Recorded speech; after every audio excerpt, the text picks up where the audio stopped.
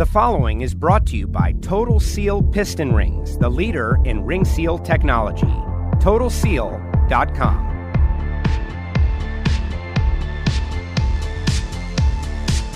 Hello and welcome to the next episode of Hidden Horsepower presented by Total Seal Piston Rings, the leader in ring seal technology. My name is Joe Costello, and I am super excited for another episode. We have been on a run, and you guys, the listeners, have been giving us great feedback. The episodes that we have had, the Ed Pink episode has got everybody very excited. Keith Dorton and others have got a lot of positive feedback out there on the internet, and a lot of the credit goes to my co-host, Mr. Keith Jones, the Director of Technical Sales at Total Seal Piston Rings. Keith, it has been great so far, and we've got another good one.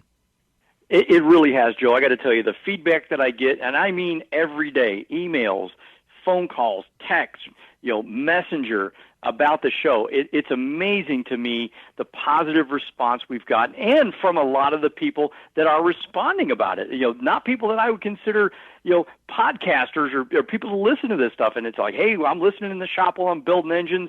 It's been great. It's been nothing but a positive experience, and I'm very proud to be part of it. Before we go too far, let's tell you who we're going to have. And before we bring him on, I've got something I want to make sure everybody understands. But Tom Martino from Martino Racing Engines does very well known in the drag racing world, competition eliminator, pro stock, but also does a lot of circle track modified work. So he branches out into all forms of engine building and racing. We're going to speak with Tom on the show just seconds from now. But before we do that, TotalSeal.com. Keith, you guys have got a brand new website.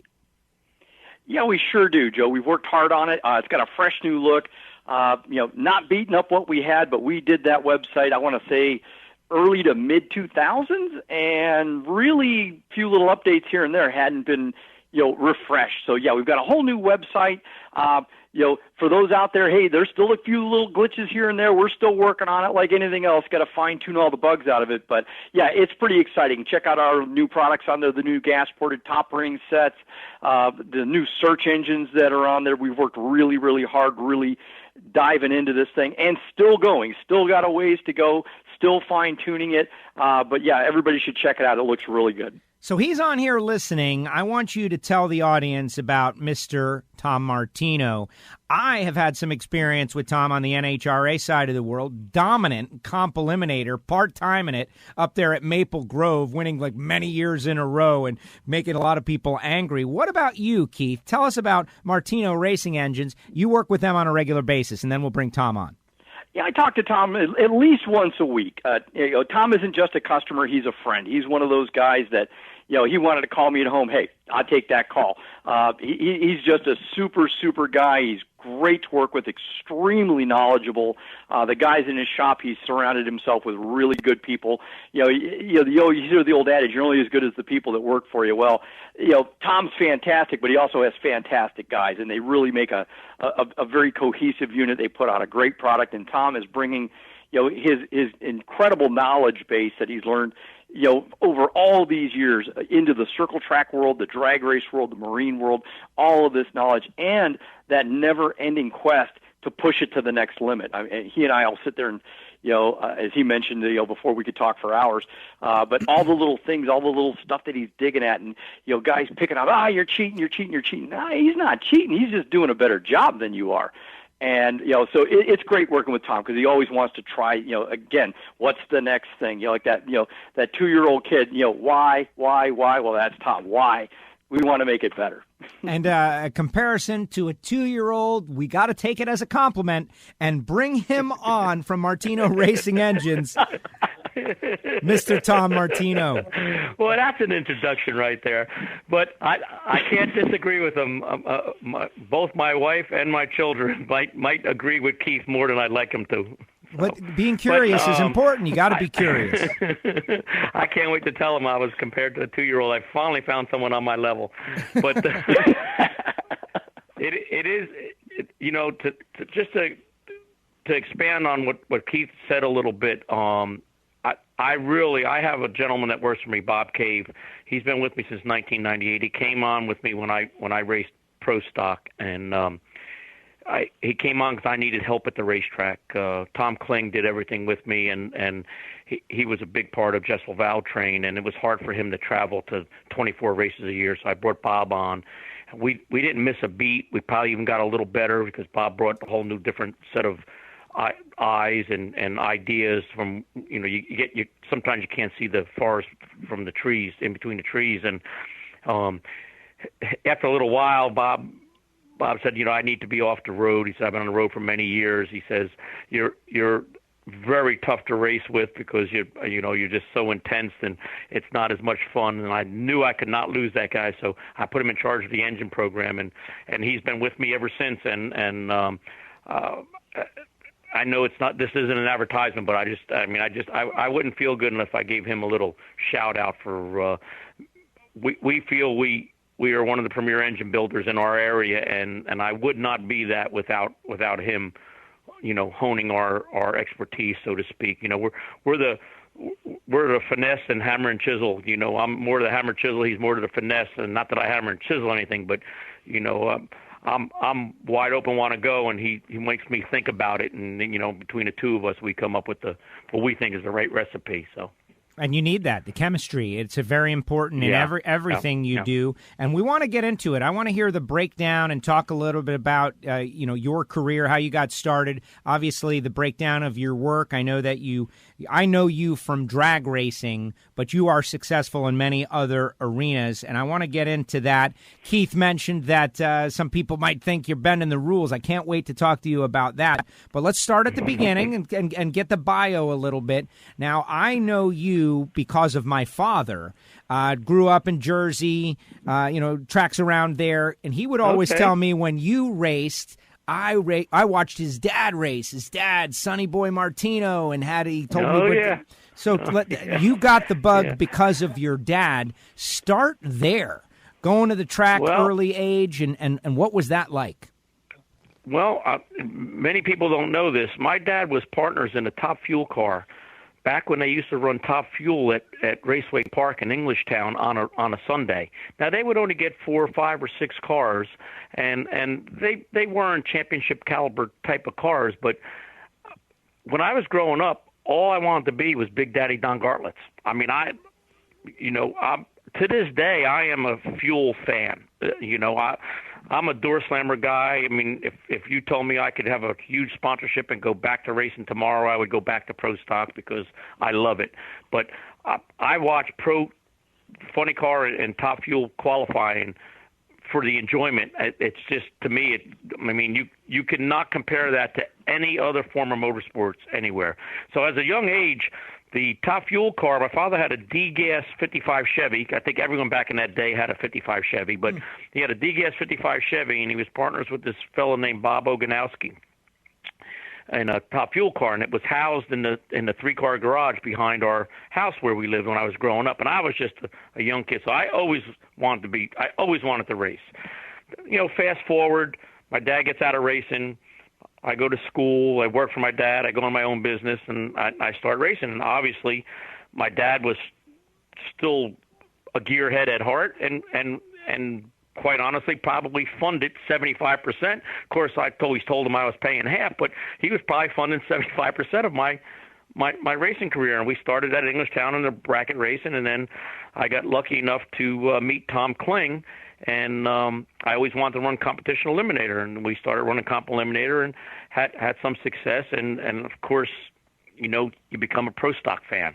I always ran B or C altered, 2 carburetor, stick shift, light cars. I always wanted to be fast. There was classes that might have been easier index-wise, but it was getting away from the Pro Stock idea. And I never believed I'd ever race Pro Stock, but in my mind, that's what I was doing at my level. And Wayne Jessel, we were joking. Our index got hit at Maple Grove. Believe it or not, Ron Krischer hit our index, and I was faster than him, and we were saving the index. And I could never convince Tommy Kling into going to Pro Stock. And Wayne says, Tommy, if I get you guys an engine, will you race 8 races next year? Tommy said, I'll commit to 8 races. And Wayne Jessel had a very good relationship with Richard Maskin, and Richard sold us an engine and we were going to hit 8 of the East Coast races. But we went down to Houston and were the only car to run in the 6s. I called Graham Light and asked him if I could go to Pomona. I qualified, I think, number 4 at Pomona, and that's where it started. But I was very lucky to have people like Tommy Kling and Dan Jessel to help me get going, and then I was lucky enough to find sponsorship. My sister worked for a huge advertising agency in New York City, and you have to know somebody, as everyone will tell you, get sponsors to get your foot in the door. She didn't give me a sponsorship, but she was able to hook me up with the right people. And I was sponsored by Century, by Mama Rosa Pizza was a privately held company by Mr. Gilardi. I forget his first name. And then from there, my sister got me hooked up with with Time Warner, who owned Six Flags theme parks. They owned a bunch. Obviously, Time Warner owns a lot, but they had a theme park sponsorship.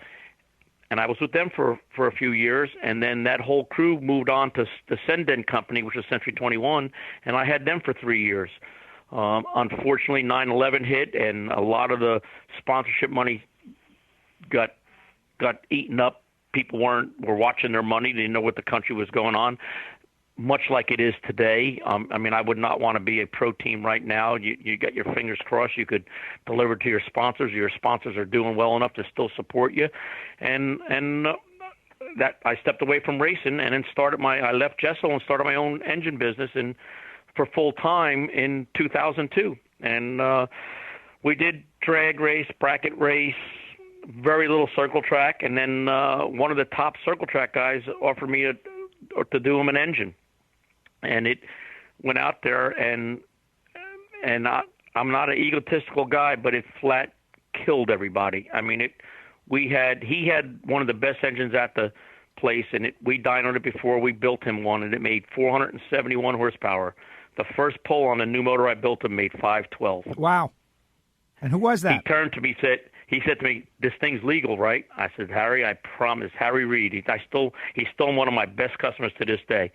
I said, "Harry, I stake my reputation on this thing being legal." They've taken that motor apart in the first couple of years, probably a dozen times. Wow. Never found anything. But local circle track people were never subjected.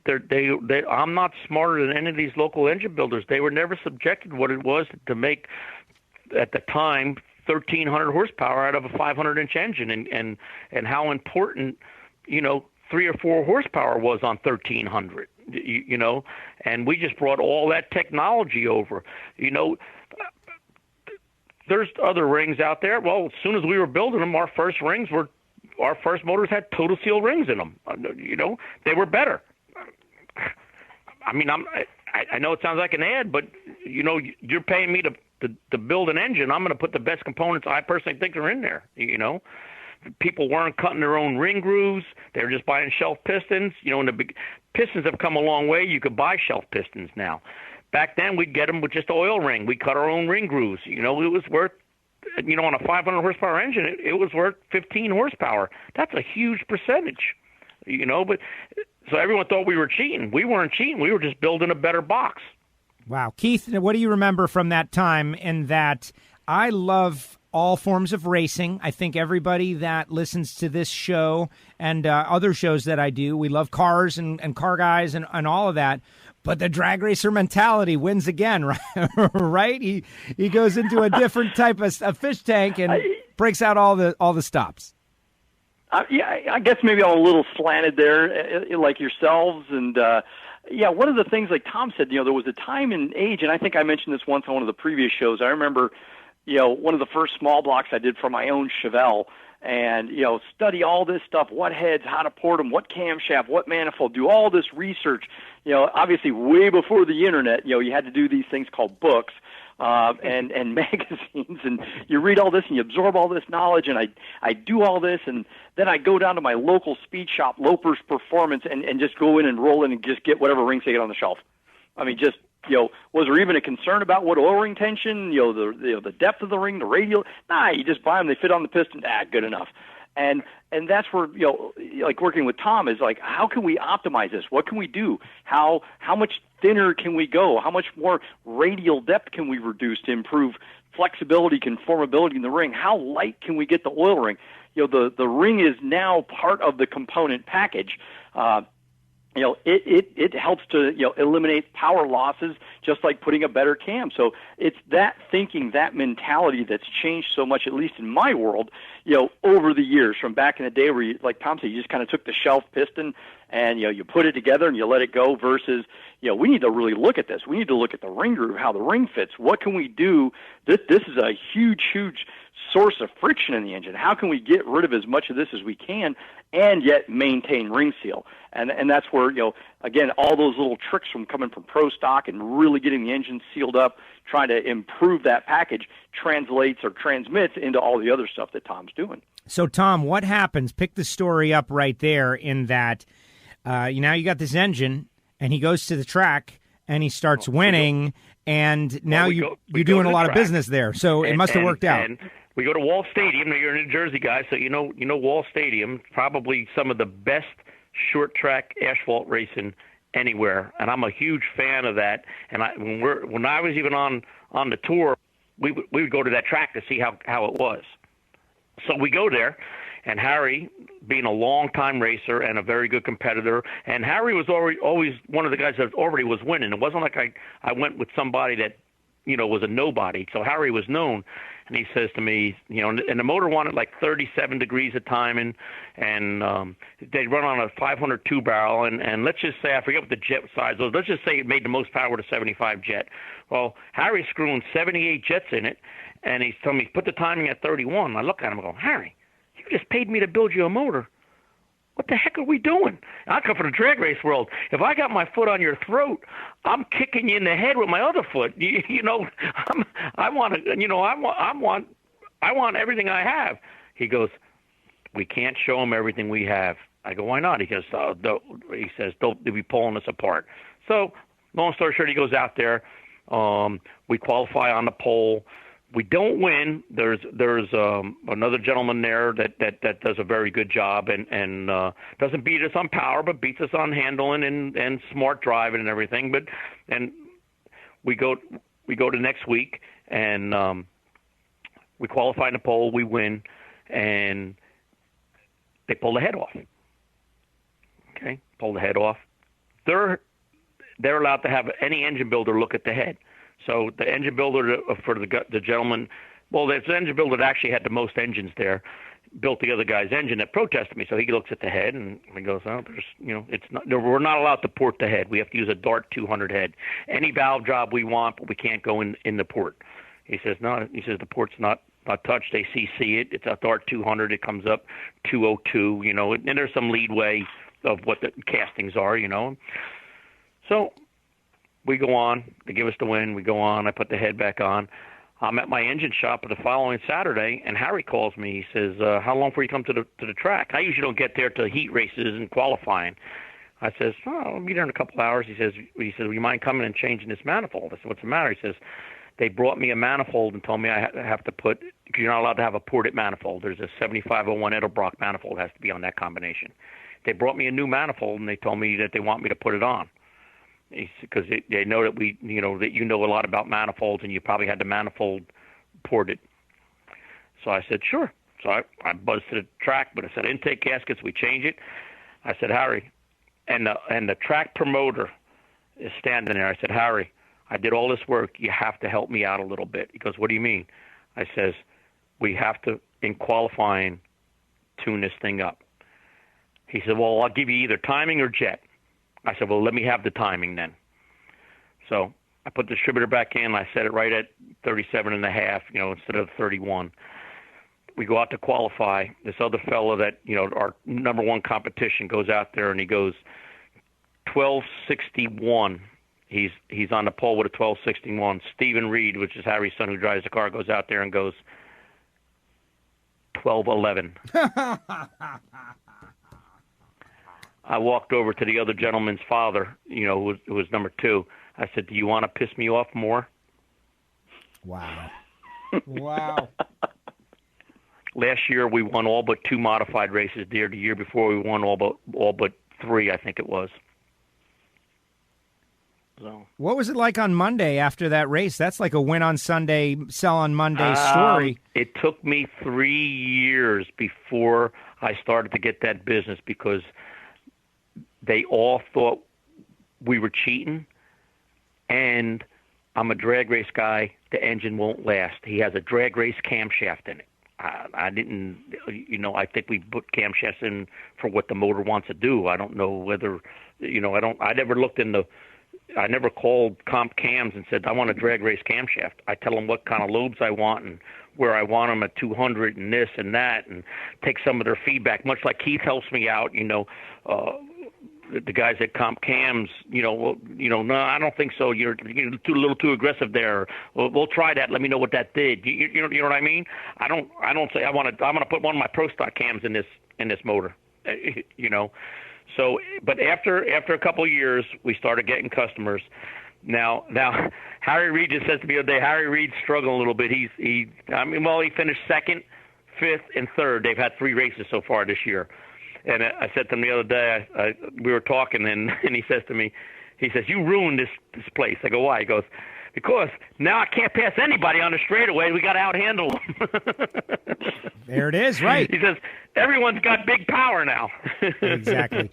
Now, Keith, jump in here. Talk a little bit about the process, working with Tom, knowing that he's doing engines. You still do drag racing engines. You still are involved in drag racing. The funny thing about Tom is he races like every once in a while, and he goes and he wins. Like, that's the craziest thing.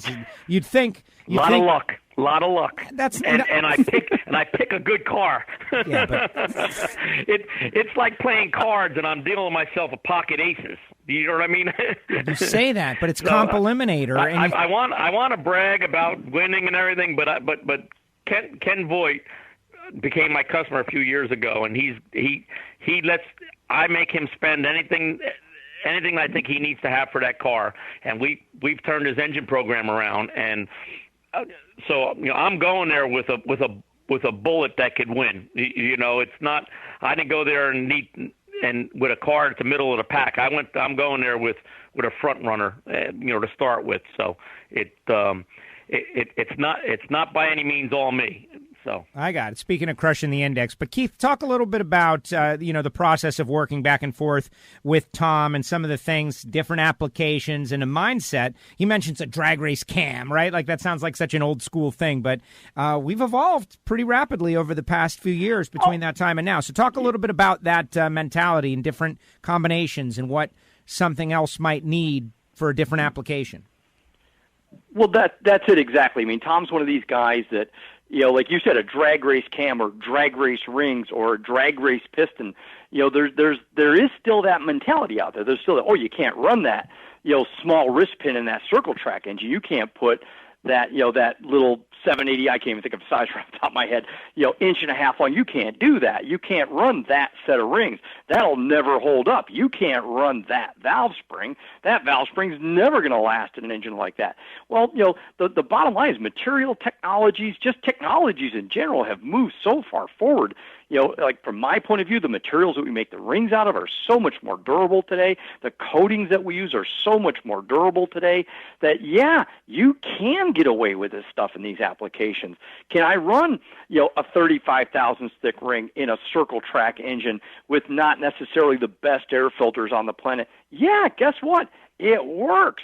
It still holds up. It still does its thing. So there's certain boundaries out there, barriers out there of you can't do that in a circle track engine.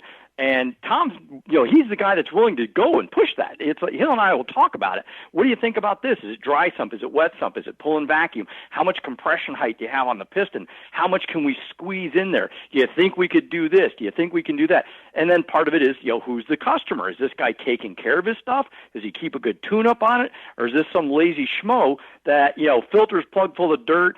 Like Tom said, distributor slip, now it's got 42 degrees of timing in it.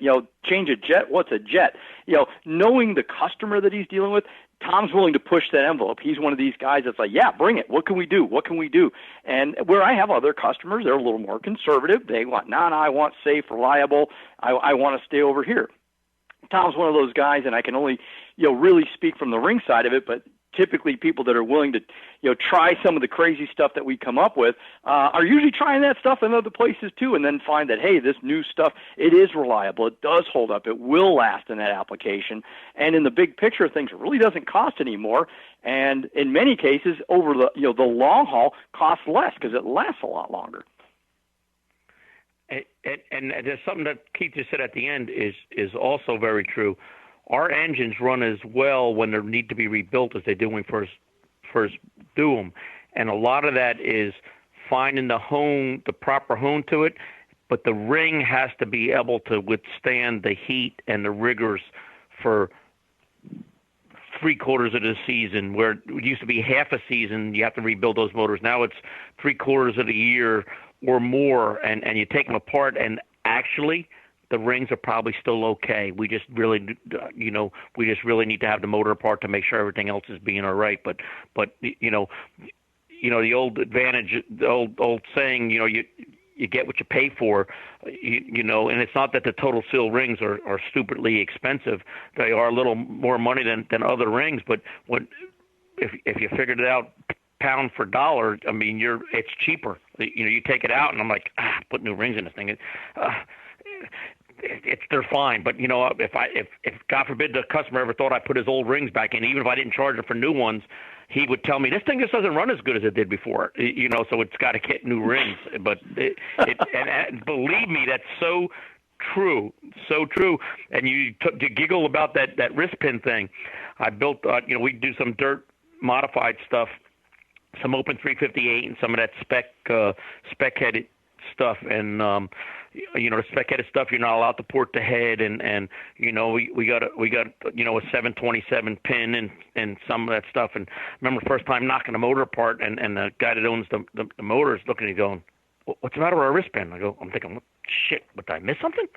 I look, he goes, "Look at the size of that thing," and like Keith says, it's 1.5 inches long. You know what I mean? He goes, "You can't run that." I look at him, I go, "And you own a junkyard, right?" "Yes." "Do I go in there and tell you what copper to buy?" It's the local circle track engine builders. Now there are guys like Hutter and people on his level that are, I look up to. I think we build as much power as them, but I don't think we're any better than those guys. But the majority of the people we compete against don't think outside the box. If I get a Hutter motor in the shop and I pick it up 2 or 3 or 4 or 5, I'm pretty excited because I picked up one of the top guys in his day's engine. You know what I mean? Sure, absolutely, and that's the cream rises when you get all the way up there. You're big, and you've done some engines for some racers that have made it all the way. I know that your engines are popular in the Whelen Modified series, and that you've done some engines for one driver in particular that has made it all the way to the Cup level. Yep, I T.S. Holders, Eddie Partridge, who lives in Long Island. Ryan Priest used to drive for him on the Whelen Modified Tour, and I do Jimmy Blewett's Modified Tour stuff, and Jimmy's brother, who had passed in a racing accident, drove for Eddie, and then Jimmy drove some for Eddie also, and we went to Myrtle Beach. Ryan had a commitment to drive a Xfinity car that weekend for Joe Gibbs, and Eddie wanted to run for the Owners' Championship, so we Jimmy Blewett put a 6, Eddie's number is 6, put a 6 on Jimmy's car. We went to Myrtle Beach for the first opening race of the year for the Whelen Modified Tour, and that's when I met Eddie, and Eddie was impressed with the engine. Next thing you know, we fly home. Sunday morning, Eddie calls me. Are you at your shop? I said, "You just called the shop number." He says, "I'm on my way over." I said, "Well, what?" He says, "I got 2 of my motors in the trailer. I want you to redo them." And I started doing motors for him. And Ryan won a few races, sat on the pole.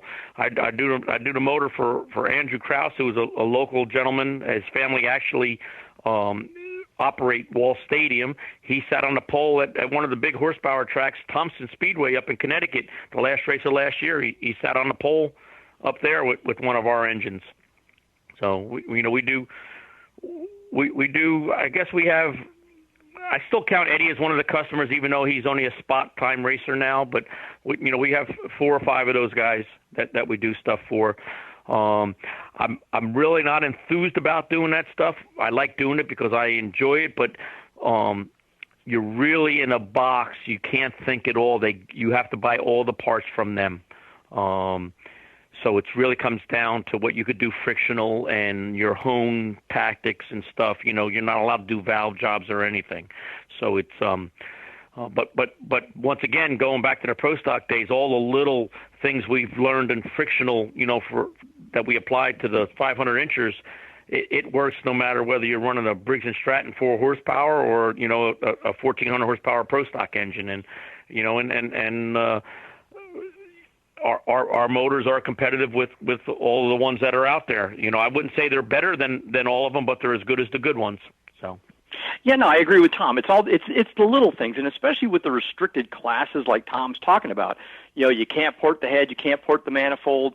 They know what they're looking at. These guys aren't, these tech guys, they know what they're doing.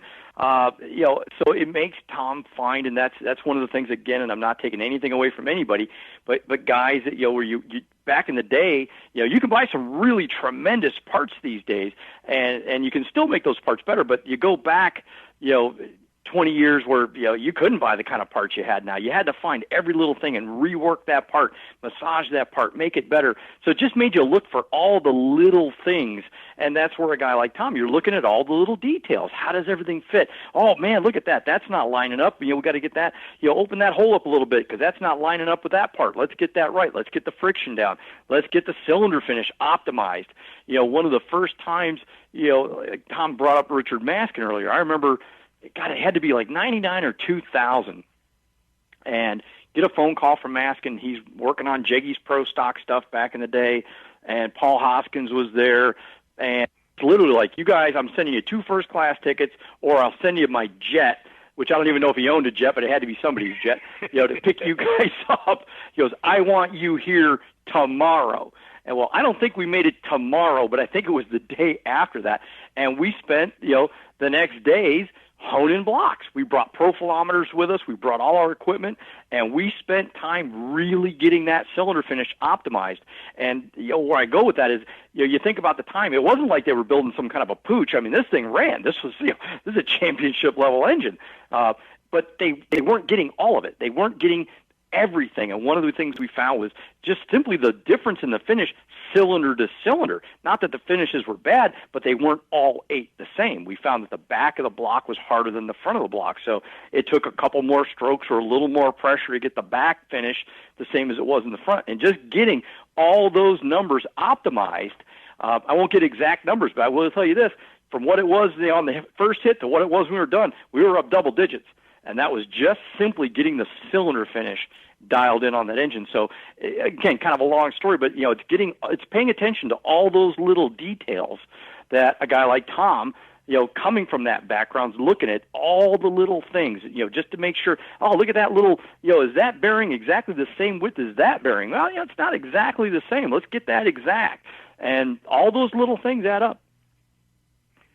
I just want to butt in for a second. I drove Richard Maskin's Pro Stock car in 2006, the Skull Gear car. And Richard taught me a ton. Keith just touched on a little bit. When we hone a block here, Bob profilometers every cylinder. In other words, he gets his little recipe, whether it's the diamond or what stone or whatever, and he has his recipe for what he wants for the numbers, and okay, it works on that. It might not do that in the next cylinder. You know what I mean? And Richard Maskin taught me that when I was there. I was helping Paul Hoskins assemble a motor, and it had 3 different oil ring tensions in the Pro Stock motor. Now, you went, what's 2 pounds oil ring tension? Well, when you're looking for that last onesie twosies, that's the kind of stuff that matters. And I learned that from guys like Richard Maskin. That no stone can be left unturned. Don't assume anything. measure every piston. Make sure, if that thing's 4,700, make sure every piston is for 4,700. One might be 0.2 bigger. Hone that hole 0.2 bigger. If this is the clearance we think it needs, make sure each cylinder has that clearance. And that's, I think, a lot of the smaller engine shops don't realize that, and it's not because they're not smart or good at what they do. They've never been in a position where it mattered. Not qualifying for a Pro Stock race and have to answer to the sponsors on Monday. They don't want excuses. You got to own up to it. We didn't do a good job. So you want to cross every T and dot every I. And there's people like Richard Maskin. I learned a ton from him. For whatever reason, Warren Johnson took me under his wing. I mean, everyone thinks he's a crotchety old man. That guy, I mean, he's one of the funniest guys I've ever talked to in my life, and he's taught me a ton.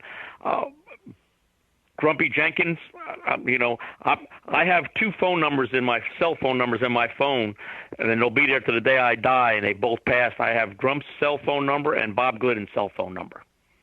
And I don't know how many no names like myself could say that they have their, two icons of our industry's cell phone numbers. Wow. Any lessons that you can share, learn from one or the other or both great rivals? Yeah.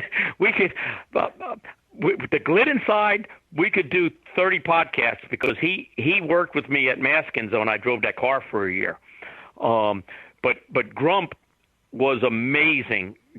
Grump's mind, it's a wonder his head wasn't 4 times the size it was because so much was going on in there. I remember being at Bristol and making, not running as well at the time. We were one of the boys in Pro Stock. We'd go out there. We made a good run. We were really good. We didn't make a good run. We were in the middle of the pack. You know what I mean? We were, and I'm like, not running great, and I'm confused. I'm looking at the spark plug and the O2's telling me that I want to take fuel out, and the spark plug looks like it needs fuel in. And the guy, Paulie, that works for me at the time, who was one of my best friends, and he wasn't a mechanic. He goes, go ask Grump. We give him beer every Friday night. He comes over for beer. He says, go tell him he wants beer tonight. He's got to look at your plugs. Right? So I go over at my little boat with the spark plugs in it. I said, Grump, you do me a favor, look at these. And he puts his glasses down at the end of his nose. He looks at the plugs. He goes, first of all, stop over-revving this thing. Mind you, this is how smart the guy was. On that particular run that those plugs came out of, the thing stood up, went a little left on me. I was trying to gather it in. I was probably 400 or 500 high at a low in second to get it back over in the groove, right? He doesn't know that. He didn't see my computer. He's telling me, stop over-revving this thing. Do you have money? I go, do I have to pay you to look at these plugs? No. Can you afford gas? I go, all right, Grump, I'm confused. Can I afford gas? What kind of gas? Yeah, I can afford gas. Only a gallon of gas? You need gas in your scooter or something? No. Don't be so cheap. Back then we were running C25. Go put some more of that C25 in this thing.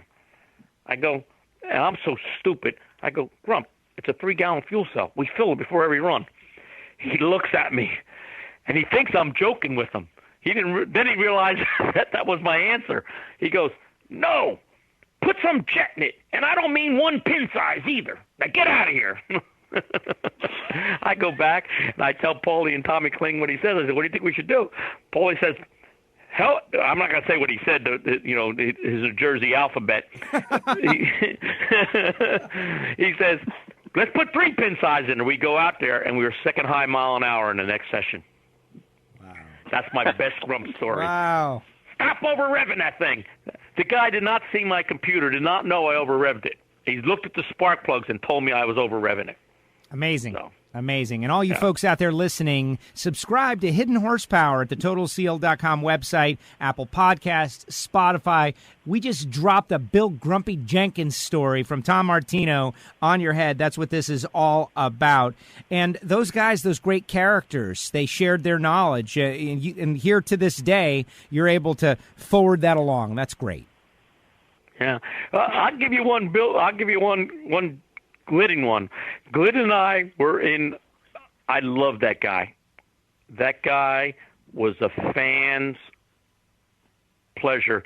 He would use 3 Sharpies to my 1, and I was honored to watch him sign autographs. I've watched him come out of Porta-Johns, and people wait for him, and him sign autographs, on the way back to the trailer from a Porta-John. That guy loved the fans. He was a hard man, but he loved the fans. And I remember he didn't like the fact that I like to sit low in the car. And we were at Sonoma. I did a burnout, and he gets on the radio. You missed the spot by 2 inches. I'm thinking that's pretty damn good. You know what I mean? So I says, "You're kidding me." He goes, "Yeah, you're sitting too low in the car." Now we're arguing. This is in a round of pro stock, no less. We're arguing over my burnout, right? So this fellow Reiner used to back me up and line me up. I go, "Reiner, you behind me?" He goes, "Yeah, come on back, driver." And I go, "Get out of the way." So why? I said, "Because I'm running that old guy over." I put that thing in reverse. I backed up about 35 miles an hour, which doesn't sound fast, but backing up a pro stock car that fast is fast. Richard Masking, it's on the radio, and Keith can attest this. Richard talks in monotone. Guys, that's not so smart. Can we get through this round, please? That's a good Richard, by the way. Yeah. Oh, yeah. No. But Glidden taught me so much stuff, so much practical stuff. Glidden was a practical guy. If we needed to weld the muffler on the generator, give me a hanger. We don't have a MIG welder or TIG welder here. Give me a hanger and a torch. We're going to weld it. Glidden, you want to be on a deserted island with a gentleman like Bob Glidden, because you would survive. Amazing. Now, the legends of the sport, these guys, and unfortunately have passed. Warren's still with us, and we love him, get to see him every once in a while. But just the things that they know that they've done, and I'm glad that they've been able to share some with you. We're getting towards the end of this edition of Hidden Horsepower. I do want to hear a couple of things, though, from you, Tom, in that, great moments in racing. You're a driver who is an engine builder, who has had success in both. I want to hear, your best and worst moments at the track or racing, some things like high point, low point. Give me that. Well, I think my high point of one of my most memorable times in racing over all the years was my first pro win in Houston. As you could tell from this podcast, I don't have any problem talking. I'm an Italian from New Jersey. We could talk forever. It's what we do best, I think. And and that's and I don't mean that as disrespect to anybody else. It's just my personality. I beat Bruce Allen in the final of Houston, and David Rears was a longtime friend of mine. Still to this day, we call each other and we talk about not even engines, just things in general. And we beat Bruce in the final, and we come down the long return road in Houston. We're waiting to get our picture taken, and I was sponsored by Mama Rosa Pizza at the time, Girardi Foods, and my buddy Paulie probably could out-talk me. We're leaning on the car, and we're not saying a word, and Paulie says, "Man, we got to enjoy this." I go, "I know." It was so surreal. Thank God, I told you this earlier, thank God no one's put a mic in front of me. They would have thought I was a blundering idiot, because I would have just rambled. I don't know what I would have said. I don't know if I could have answered a question. Wow. And the other most memorable was losing the first time I lost in the final in Comp at Indy. I really thought I was going to beat David Nickens. I had a great light, and somehow from the semis to the final, he picked up like a tenth.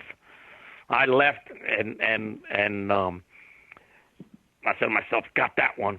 I'm rolling through the gears, and I had to give him a head start. I was in B altered, and he was in E altered, and I got the thing in fourth, and I said, "Man, I just won Indy. I'm in fourth gear, so I'm half track, and I'm my positive thinking. I just won Indy. I put that thing up in fifth gear, reaching up for the parachute, go through the lights, pull the chute. I go, my light is out. There's a light on the wall after the finish line for people that don't know that tell you who won, which side. The light comes on your side, you win. I pull the chute, go, my light's out. Idiot. I look over to the left and I see his light is on. I'm friends with David Jenkins. It took everything in my power not to cross lanes and hit him. There's some jersey coming out right there. Oh, yeah. I was like, I'm going to wreck him. Now, what did the guy do wrong? Nothing. All he did was beat me fair and square. But my first thought was, my bulb isn't working. Then I looked over to the other side, and his light was on. And I was like, my left hand's trying to turn to the left, my right hand's trying to turn to the right to keep it in the lane. But thank God I'm righty, because if I was lefty, it was going across. I was clipping the back of that Castrol car and wrecking him. Oh, my God. Indy's a big deal. I can understand the emotion. They must have tuned it up. They tuned it up for the final. Yeah, I lost some years later to Patterson in the final, and it was a very good race. We had both lost some index going along the way, and he beat me. I didn't take that loss well in my head. I'm not a sore loser. You never see me throw things or any of that. I hold it all in, but it wasn't as bad as the first one that I lost there. So. Interesting. Keith, any final questions for Mr. Martino? Engines, racing? I want to circle back because I wanted to touch on something Tom mentioned just before. I only met Grump one time, and I generally dealt with Jake at the shop, and this kind of goes back a few years. We were here at Phoenix, Firebird at the time, and I'm walking by, and Jake grabs me, hey, Grump wants to talk to you. So roll on into the trailer. We had tried a couple things, just like we would with Tom. Hey, try this, see what you think. When it comes back out, let's take a look at it, see what it's like that. It's that whole forensic CSI thing. The parts are telling you something. If you're listening, if you're looking, you're paying attention. Disassembly is every bit as important as assembly. You need to look at everything coming out because it's telling you a story if you're paying attention. Well, Grump had run some parts. He wanted me to look at them, kind of give him my thought. He's going to give me his. So we're in there. Never met the man. Come in, shake his hand. He's sitting in the front of the trailer. Got the trademark cigar. He's sitting on a stool. Looking at this ring. Just like Tom said, going over this thing. The man leaves over on his right cheek, lets out the most outrageous part, and just keeps on rolling like nothing happened. It was hysterical. That's him. That is him. Or was him. God rest his soul. Yes. So. God rest his soul. To me, I had never met the man, and I just thought, this guy is so cool. He doesn't know me from anybody. Just rolls right along. It was just, I was just another guy. I'm standing in front of the legend, and he gave me the respect to fart in front of me, and I loved it. And there you have it. Oh, amazing stuff. He knew he was cool. That's why. Yeah, absolutely. He is. No, he is. Yeah, icon of the sport, icon of motorsports. Yeah. Bill Grumpy Jenkins, certainly. Tom, we appreciate you coming on Hidden Horsepower at the end of each episode. We like to imagine that there is a next generation of engine builders out there, hopefully seeking out knowledge and finding Hidden Horsepower on their podcast feed, Spotify, Apple Podcast, wherever they get their podcast. So we ask all of our guests for maybe a little advice to those people, the next generation, what to do, how to be successful, something to look at in terms of, what is the road to success that you found. Please feel free to offer up. Well, I don't want to call it the road to success because I think I don't know if I'm successful. I'm successful enough to earn a living and live the life I want to live. I would like to be more successful, but I could tell you I think I've survived the economy in 2006 when it took a turn down and putting myself out there when I have quite a few competition eliminator customers that run really well. I have 4 guys that won their first ever races since they came to us. So we're still very active on that side. One thing I could tell you is we never shortcut. I don't care if I'm building you a 383 stroker motor for your 69 Camaro. It gets the same attention, checking clearances and whatever. If you want to be successful, you just never, ever it'll be a right is not the right answer. You know, always make sure, listen, we make mistakes. I've messed things up. I've had motors go bad that we built in best intentions. We stand behind our stuff, you know, but I could always put my head on a pillow at night. Even if I made a mistake, I didn't make a mistake because I just figured it would be okay. You know, I feel that as long as you're true to yourself and do the best job you can and cross every T and dot every I, that your product will be good. And there's never ever someone that has a good product that isn't somewhat successful. And there you have it. Tom Martino Racing Engines, with us here on Hidden Horsepower. Tom, great job. When can we see you at the drag strip again? Well, I'm hoping to come to, if the authorities in Pennsylvania allow Maple Grove to go, I'm gonna go there and try to win for the third time out of the 4 years. I was runner-up last year. I won the first 2 years I was there, and then was runner-up last year. I took too much index and C super modified, so we just did a new manifold to put on Kenny's car to make it a B super modified. And I hate to say this because I don't want to jinx myself, but I'd really like to run in the sevens there with a B super car. And but we don't know, you know, with the pandemic going on, you know, we're going to abide by whatever rules are, you know, each area of the country is going off of. But there's a small possibility that I'm trying to talk Kenny into it now. It's a little far for Kenny to travel because his truck and trailer might go through a rainstorm, might get a piece of dirt on it because the thing is absolutely spotless. we might be at Indy. I'm going to go to Indy regardless as just me. I have a customer, Jim Kimbrough, that's the All-Star champion, and I told him, I promised him if he was ever the champion, I would go to that race, and I'm going to go there. And so if I have to go there to help Jim, I might as well drive Kenny's car. There you have it. I love it. Big news, big news. Tom, thank you very much. Really appreciate it. Thank you, guys. Great job on Hidden Horsepower, the stories. And you said, Keith, correct me if I'm wrong, didn't he say he's got 30 podcasts worth of Bob Glidden and Warren Johnson stories that he could share? I think he said at least that. I think that was just on Glidden. So if we take him, you know, we put the Maskin stories together, the Glidden stories together, you know, the Johnson stories together, grow up, maybe throw some. Some of the Warren stories are the best because we would, whenever we lost before the final, we would be in his motor coach. And I'm not a big drinker, but there was many a time my wife had to come get me from the motor coach and help me back to our trailer. Warren, I think, loved over-serving me. And he would be as sober as could be. I'd go over there. I'm going to get him this time. I even faked drinking when I was there. You know, I would pour it out while he wasn't looking and make like I was drinking. And he would still be as sober as could be. And I was like, damn. Dumping it in the potted plant next to you. Huh? There it is. Oh, yeah, I promise you. You know, Arlene's wondering why all her palm trees are dying, you know? Yeah, Arlene would make these killer margaritas, but she would make me virgin ones. You know, and I'd be drinking them with Warren. I'd have one real one and 3 virgins, and I would be feeling it because I'm not a drinker, and he'd be just like, he could probably drive. I mean, he didn't drive. He always would stay in the motor coach overnight, but he would be in way better shape than me. Yeah. They don't call him the professor for nothing. He had probably invented something that you were unaware of. Tom, great job. Thank you very much. I guarantee you he had an angle. Thanks for being on the show. All right, guys. Thanks, Tommy. All right, Keith. Thank you very much. There he goes, Tom Martino on Hidden Horsepower. Keith, I didn't know that we were going to get Grumpy Jenkins and Bob Glidden stories on this edition. I knew we were going to talk a little bit about round track racing and engine building and finding horsepower, but that's why you've got to subscribe to this podcast, because you just never know.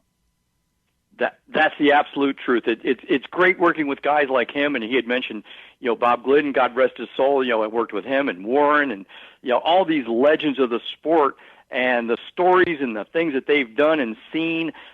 You know, getting that information is just priceless. It's great, and literally just the tip of the iceberg. Just like talking with Ed Pink, you know, the stories these guys have and the memories they can recall of all the neat things that they've done throughout their careers. it's awesome. And like you say, you don't want to miss out on a second of it because you just don't know what's going to come up. You don't know what's going to come up. I do know that there are people out there who want to know what they need to do with their project, probably all fired up after hearing these episodes. Tell them what they need to do. Of course, the brand new website, but if they want to reach out, and you always say, start with a call before you go buying parts and figure out what you want to do. Start with a call. Let them know where they can get a hold of you. Yeah, just give us a ring here at Total Seal, 800-874-2753. Myself, any of the other guys, we can all help you out, answer those questions. As Joe's heard me say so many times, make me your first call, not your last. In these very unique times that we're dealing with today, there's a lot of guys, hobbyists, they're diving into old projects. And I'll just give you, there's an old design piston ring. It's called a headland ring. Kind of popular, late 60s. Grumpy ran them back in the day, 70s. I might get a call once a year for headland rings. Last week we had 4 different people call up on small blocks, one an old Pro Stock Ford engine, looking for headland rings. And the comment from these guys, and these were all different people, different parts of the country, is, man, I've looked everywhere for these things. You just can't find these anymore. And they've spent hours on the phone trying to track down these parts. Not a problem. We can make them for you. Piece of cake. So, like I said, make me your first call, not your last. We'll save you a bunch of time. It's great that you say that. And when I was hanging out at Total Seal, Keith showed me just like rings from things that were not, even in existence anymore, whether it be a tractor or some old engine that doesn't exist, and that he said, and I don't know how much Hartford likes this, but love the challenge of stuff like that. So I respect it, Keith, that you guys, you want to keep these things running, and if nobody's got it, if you're not there to do it, the thing is not going to run. And we very much appreciate that. One of the what's happened in this industry is it's companies are like everything else, trying to trim the fat, get as lean as possible, and some of these phone calls take a little time, and you got to do some research, and you've got to have some a little bit of knowledge, and knowing what it is you're looking at, and how to figure out how to put the square peg into the round hole. And not a lot of companies out there are willing to take that time these days. And I'm not picking on anybody or saying anything negative about anybody. It's just the times that we live in, and we're here to help you. You've got that weird project, old project, antique project, new project. You're working on something you want to prototype. You're developing a new piece.